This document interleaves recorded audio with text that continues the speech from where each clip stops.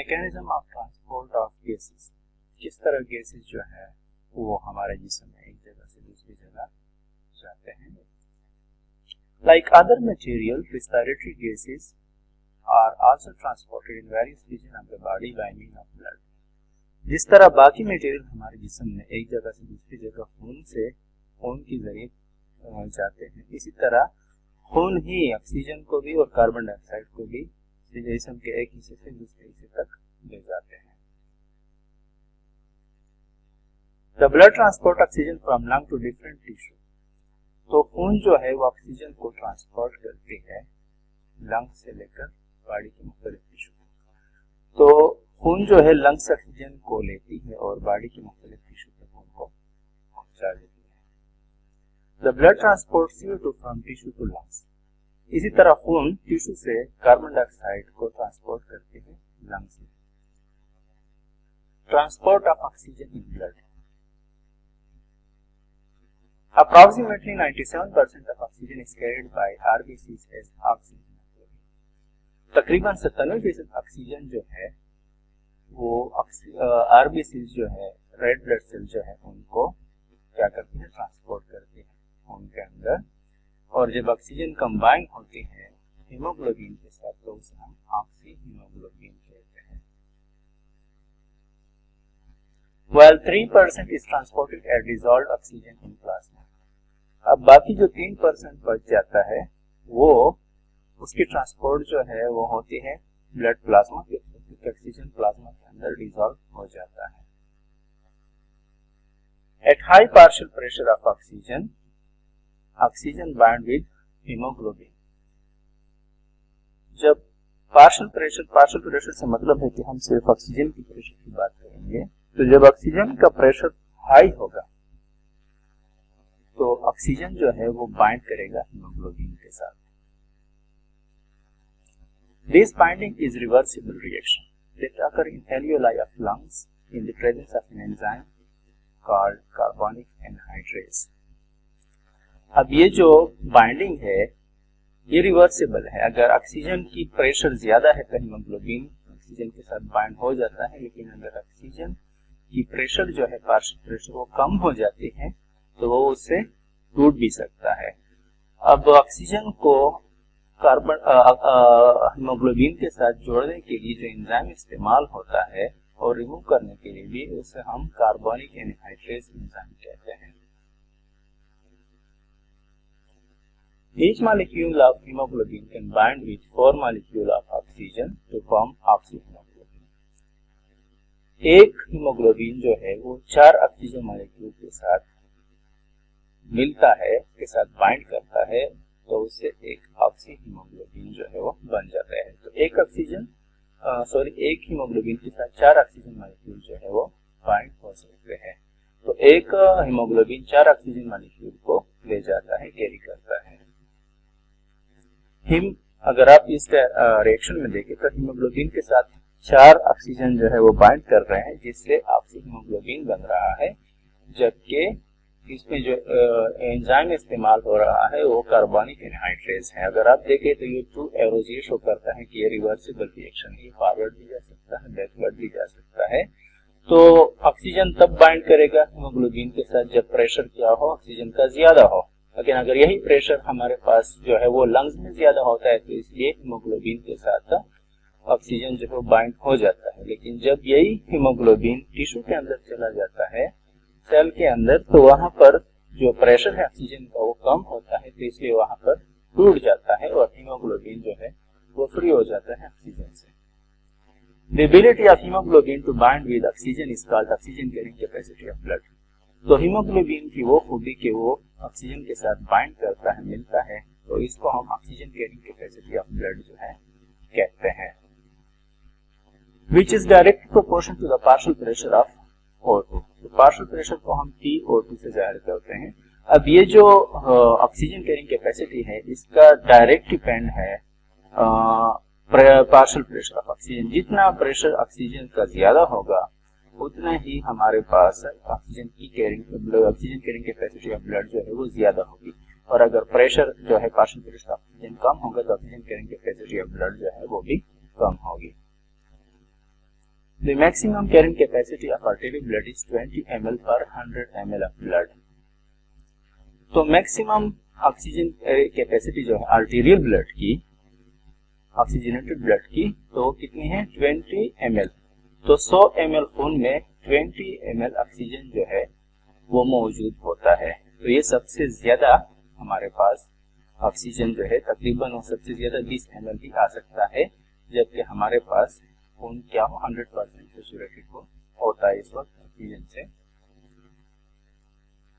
Which is achieved at 100 mm of Hg, यानी हमारे पास जो प्रेशर होगा ऑक्सीजन का इस वक्त 100 होगा। ठीक है, this is because the amount of haemoglobin is 15 ग्राम पर 100 ml ऑफ ब्लड।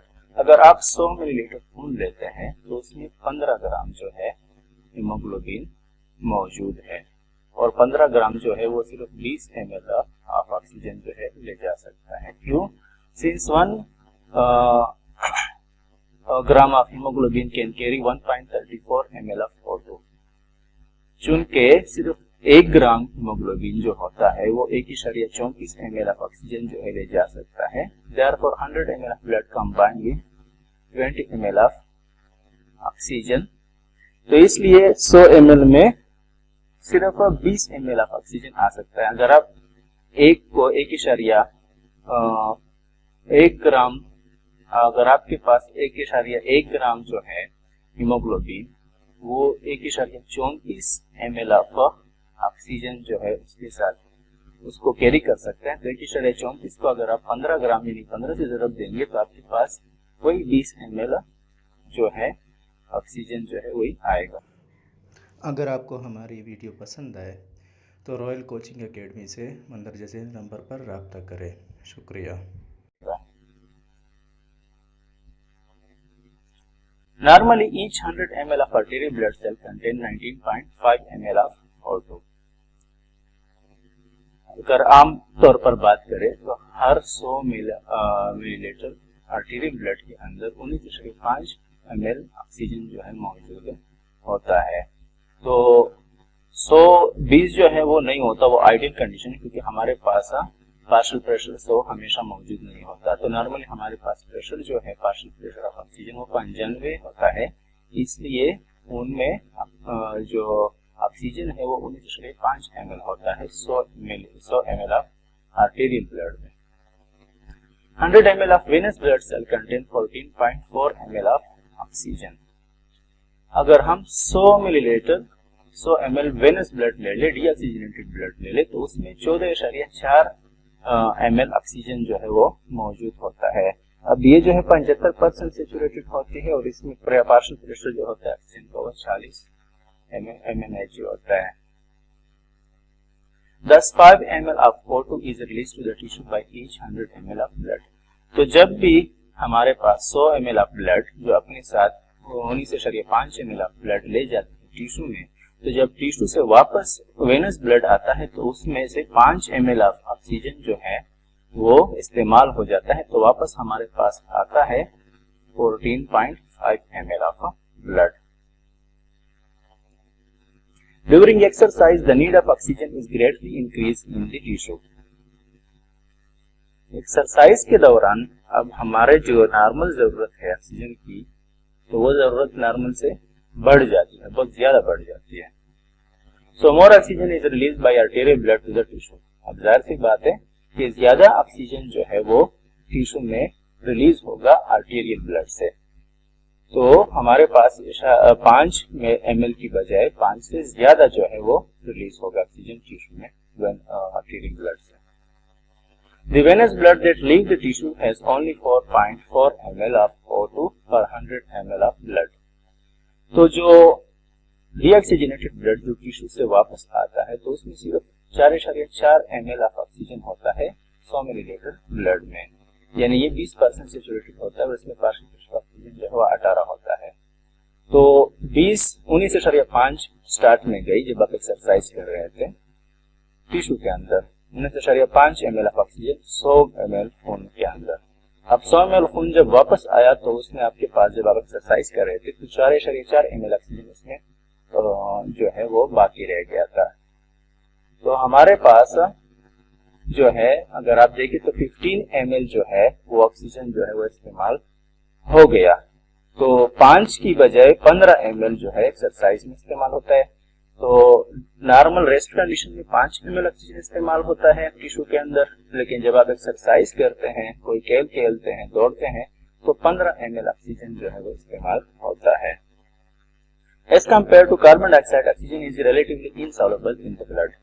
अगर हम मवाजना करें कार्बन डाइऑक्साइड के साथ ऑक्सीजन का, तो ऑक्सीजन जो है वो कार्बन डाइऑक्साइड के मुकाबले में कम हल पजीर है खून के अंदर। Therefore, a small amount of O2 is transported in dissolved state in plasma. तो चूंकि ऑक्सीजन जो है वो कम हल होता है खून के अंदर डिजॉल्व होता है, तो इसलिए प्लाज्मा के अंदर ये इसकी जो ट्रांसपोर्ट है वो कम मिकदार में हमारे पास मौजूद होती है। तो प्लाज्मा जो है उसमें ट्रांसपोर्ट ऑफ ऑक्सीजन जो है इसलिए कम होती है क्योंकि ऑक्सीजन जो है वो ब्लड के अंदर ज्यादा हल नहीं होता कार्बन डाइऑक्साइड के मुकाबले में। Normally each 100 ml blood plasma contain 0.29 ml of O2। तो जो हमारे पास 100 ml ब्लड प्लाज्मा होता है उसमें 0.29 ml ऑक्सीजन जो है वो मौजूद होता है। इस कैपेसिटी में इंक्रीज अप टू 0.30 ml पर 100 ml of blood at partial pressure of 100 mm of Hg। अगर हम पार्शियल प्रेशर जो है वो 100 कर देते हैं तो ये जो हमारे पास ब्लड प्लाज्मा के अंदर ऑक्सीजन की जो मिकदार थी 0.29 वो 0.29 से बढ़कर 0.20 मिलीलीटर ml हो जाएगी। While the 100 ml of venous blood has 0.12 ml of dissolved O2। तो हमारे पास जो वेनस ब्लड है, प्लाज्मा की बात कर रहे हैं, तो 100 ml में से उसके अंदर 0.12 ml ऑफ O2 जो है वो मौजूद होता है, जबकि ऑक्सीजन का प्रेशर 40 होता है। Thus 0.17 ml of O2 is transported by each 100 ml of blood through tissue cycle in the dissolved state। तो dissolved state में 0.17 ml ऑफ ऑक्सीजन जो है वो 100 ml ऑफ ब्लड जो है इसमें ट्रांसपोर्ट होता है। Transport of carbon dioxide.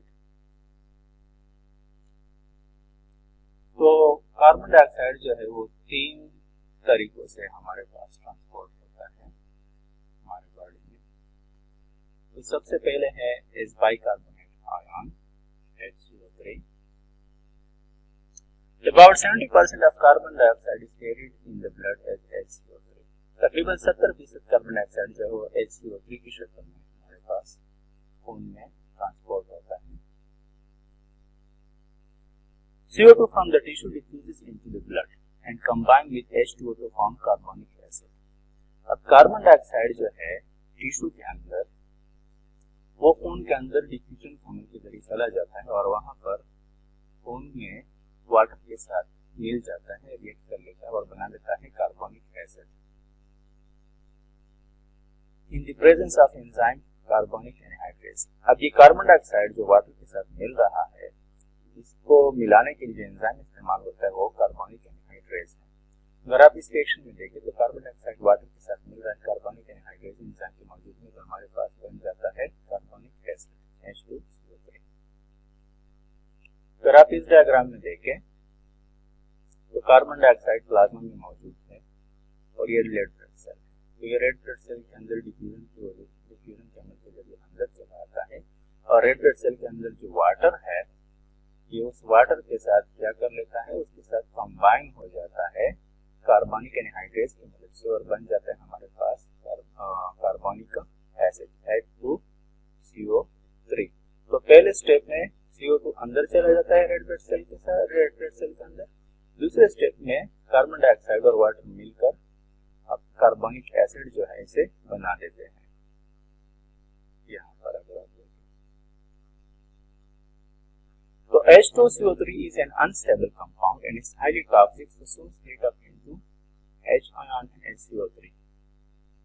चूंकि H2CO3 जो है ये अनस्टेबल है, ये इस शक्ल को बरकरार नहीं रख सकता, स्टेट में ये खुद को बरकरार नहीं रख सकता और साथ ही साथ ये इंतहाई जहरीला होता है, तो ये टूट जाता है H और HCO3 में। अगर आप यहाँ पर देखें तो H2CO3 जो है वो टूटकर H और HCO3 जो है बना देता है। यहाँ पे देखिए H2CO3 जो अनस्टेबल है तो टूट जाता है HCO3 और H में। Accumulation of H increase acidity in the blood, it lead to decrease in the pH। अगर अब ये जो H जो है ये HCO3 जब टूट रहा होता है तो यहाँ पर हाइड्रोजन की मकदार रेड ब्लड सेल के अंदर जो है वो बढ़ रही है। इसकी वजह से एसिडिटी जो है वो इंक्रीज हो जाती है, जबकि पीएच जो है वो हमारे पास कम हो जाता है। तो पीएच जो है अगर हाइड्रोजन की कॉम्बिनेशन हो रही है, बढ़ रहा है अंदर, तो साथ से वो नीचे चला जाता है। इसलिए हम कहते हैं कि पीएच जो है वो डिक्रीज हो रहा है। This does not occur since Hb buffer the H plus formed. तो एसिडिटी को इंक्रीज नहीं होने दिया जाता क्योंकि यहाँ पर एक बफर रिएक्शन जो है होता है, हाइड्रोजन को बफर किया जाता है। तो बफर रिएक्शन के बारे में हम बात करेंगे। This H plus combined with HbO2 oxyhemoglobin to form hemoglobinic acid HHB and oxygen is released to the tissue।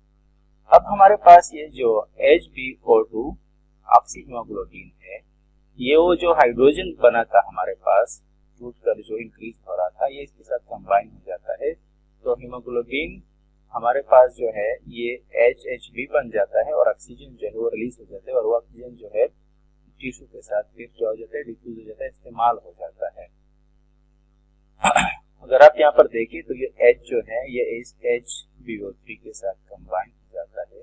तो हीमोग्लोबिन ऑक्सीजन को क्या कर देता है, रिमूव कर लेता है और H को ले लेता है। तो हीमोग्लोबिनिक एसिड हमारे पास बन जाता है, जबकि ऑक्सीजन जो है वो डिफ्यूजन की मदद से प्लाज्मा में चला जाता है और टिश्यू में इस्तेमाल होता है। This is balanced bye diffusion of chlorine in the opposite direction. अब यहाँ पर क्या होता है कि साथ ही साथ हमारे पास यहाँ पर दो रिएक्शन हो रहे हैं। HCO3 जो है वो बाहर जा रहा है, अगर आप यहाँ पर देखें तो वो डिफ्यूजन करने के लिए प्लाज्मा में जा रहा है, आरबीसी से बाहर जा रहा है। इसके मुकाबले में क्लोरीन जो है वो अंदर आ रहा है। This is perform by special bicarbonate chloride carrier protein that are present in the cell membrane of RBC. यहाँ पर एक special bicarbonate chloride carrier protein मौजूद होते हैं जो आरबीसी के सेल मेम्ब्रेन है यहाँ पर। तो कैरियर प्रोटीन का काम यह है कि वो HCO3 को तो बाहर निकाल लेता है, लेकिन साथ ही साथ क्लोरीन को अंदर ले आता है। This protein move two type of ion, HCO3 and chlorine in opposite direction, maintaining the balance of ion in both sides। अब HCO3 को इसलिए बाहर निकाला जाता है और क्लोरीन को कि एसिडिटी को क्या करना होता है, मेंटेन करना होता है, बफर रिएक्शन जो परफॉर्म करना होता है। तो अब हमारे पास ये जो कैरियर प्रोटीन है दो तरह के आयन की मूवमेंट करता है, HCO3 की और क्लोरीन की। HCO3 बाहर चला जाता है और क्लोरीन जो है वो अंदर आ जाता है। तो आयन के बैलेंस को मेंटेन रखने के लिए ये अमल होता है। This is called chloride shift और हैमबर्गर्स फिनोमेना। अब ये जो क्लोरीन का अंदर आना है आरबीसी के अंदर और HCO3 का बाहर जाना है, इसको हम क्या कहते हैं, क्लोराइड शिफ्ट भी कहते हैं और हैमबर्गर फिनोमेना भी कहते हैं। अगर आप यहाँ पर देखें तो HCO3 जो है वो आरबीसी से बाहर आ रहा है, जबकि क्लोरीन जो है वो अंदर जा रहा है। तो इसको हम क्या कहते हैं, क्लोराइड शिफ्ट हैमबर्गर फिनोमेना। अब ये जो है हमारे पास एक कैरियर प्रोटीन जो है इसको परफॉर्म करता है। The chlorine that enters the RBC is combined with potassium to form potassium chloride। तो जो क्लोरीन है वो आरबीसी के अंदर क्या के साथ मिल जाता है, KCl जो है वो बना देता है। Whereas HCO3 in the blood plasma combined with sodium to form NaCO3। अब जो HCO3 बाहर चला गया है प्लाज्मा के अंदर, तो प्लाज्मा के अंदर सोडियम मौजूद होता है, तो उसके साथ मिलकर बना देता है NaHCO3। The blood pH is thus maintained at approximately 7.4 by the buffer mechanism that exists in blood। तो ये जो हमने बफर मैकेनिज्म पढ़ा कि HCO3 को बाहर निकाला जाता है और क्लोरीन को अंदर लाया जाता है और जो H है हाइड्रोजन वो हीमोग्लोबिन के साथ मिल जाता है। तो इसकी मदद से बफर मैकेनिज्म की मदद से खून की जो हमारे पास pH है वो 7.4 की रहती है, वो कम नहीं होती। एसिडिटी इंक्रीज नहीं होती। The transport of CO2 depend on the pressure of CO2। अब ट्रांसपोर्ट ऑफ कार्बन डाइऑक्साइड है वो भी पार्शियल प्रेशर जो है कार्बन डाइऑक्साइड की उस पर डिपेंड करता है। In case the partial pressure of carbon dioxide is higher in the tissue than the blood the reaction अगर इज कम अबव। अगर आपके पास पार्शियल प्रेशर जो है टिश्यू के अंदर ज्यादा है खून में से, तो ऊपर जो हमने जो रिएक्शन पढ़ा तो वो जो है ये अमल होता है, ये वाला रिएक्शन कि आपके पास वो पहले वाला जिसमें कार्बन डाइऑक्साइड H2O के साथ मिलता है, फिर H2CO3 फिर H2CO3 टूट जाता है H और HCO3 में, तो वो वाला रिएक्शन जो होता है कब होता है, जब partial pressure of carbon dioxide जो है वो टिश्यू में ज्यादा होता है ब्लड से। In case of partial pressure of oxygen is higher in the blood than the outside of the blood the equation reverse and CO2 and H2O is released. अगर हमारे पास ये फिनोमेना खून में जो है पार्शियल प्रेशर जो है वो क्या है हाई है बाहर खून में टिश्यू से, तो जो ऊपर वाला रिएक्शन हमने पढ़ा वो क्या हो जाता है, रिवर्स हो जाता है और कार्बन डाइऑक्साइड और वाटर जो है वो रिलीज हो जाते हैं।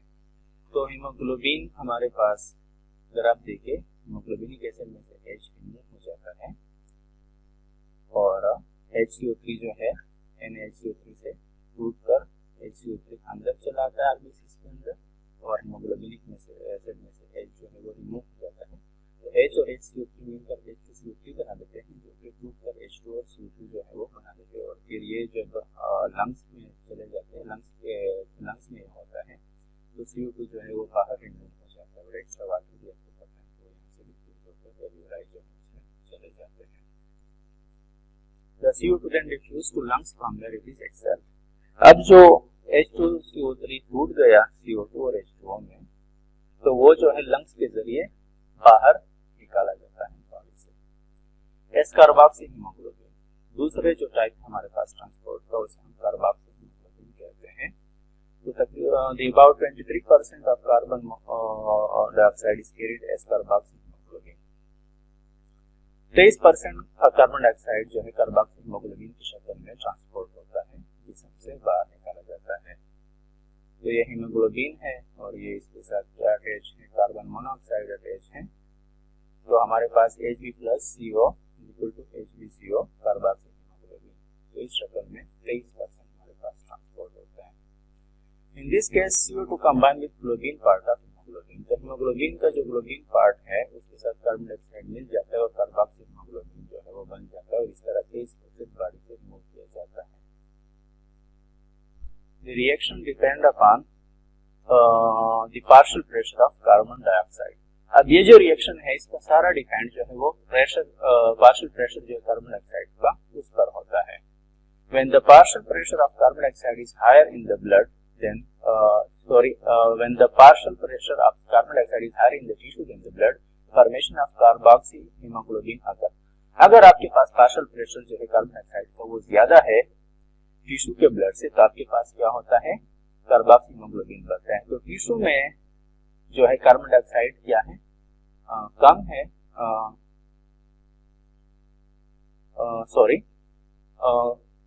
कार्बन डाइऑक्साइड की जो हमारे पास प्रेशर है वो आपके पास टिश्यू में ज्यादा है ब्लड से, तो कार्बोक्सी हीमोग्लोबिन जो है हमारे पास बन जाता है। When the partial pressure of carbon dioxide is higher in the blood than tissue, अगर आपके पास partial pressure of carbon dioxide वो आपके पास ज्यादा है खून में और टिश्यू में क्या है, कम है, as in case of lung carboxy Hb releases 8 CO2, तो लंग्स के अंदर ये सिचुएशन होती है तो क्या होता है, तो कार्बोक्सी हीमोग्लोबिन जो है वो कार्बन डाइऑक्साइड को रिलीज कर देता है, तो हीमोग्लोबिन रह जाता है और कार्बन डाइऑक्साइड जो है एल्वियोलाई के थ्रू बाहर रिमूव कर दिया जाता है। As a result carbon dioxide in plasma, only 7% carbon dioxide is dissolved in plasma and is carried in such respiratory। तो क्या होता है, सिर्फ 7% जो है कार्बन डाइऑक्साइड वो डिसॉल्व स्टेट के अंदर प्लाज्मा के अंदर ट्रांसपोर्ट होता है और किया जाता है। अगर आपको हमारी वीडियो पसंद आए तो रॉयल कोचिंग एकेडमी से मंदरजा ज़ैन नंबर पर रब्ता करें। शुक्रिया।